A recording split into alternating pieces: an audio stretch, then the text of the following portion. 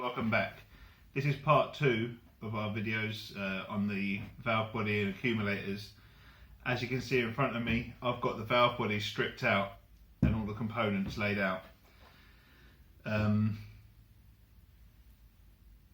This is obviously the housing. When you open these up, the bore has to be checked to make sure it can take a seal. All the ports need checking. This is the Shadow 1 type, so you can see the hole for the brake pressure switch.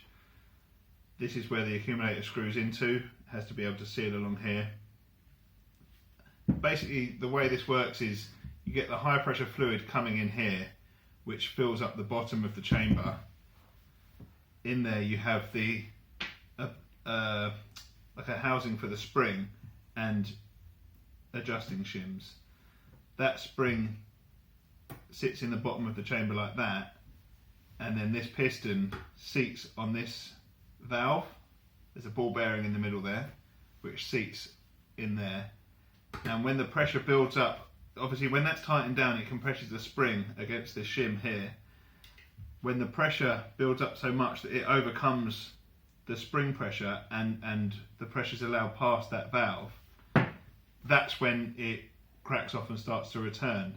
So that should be around 2,500 psi. Then you have a little non-return valve that sits inside the bobbin piston here.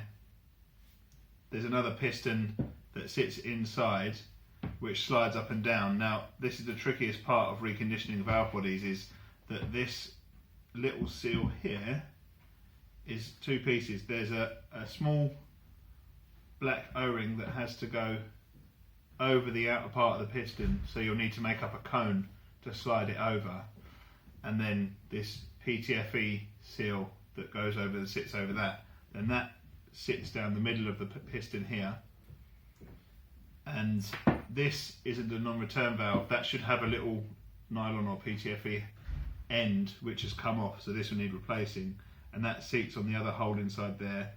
Then there's a little spring for that, and the aluminium washer kind of cover thing, and then the plug. That then goes all in there, and it's retained by this cap.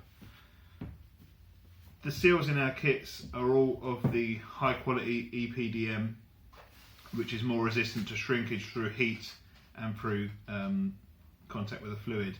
You can tell with the yellow dot that you've got the high quality EPDM.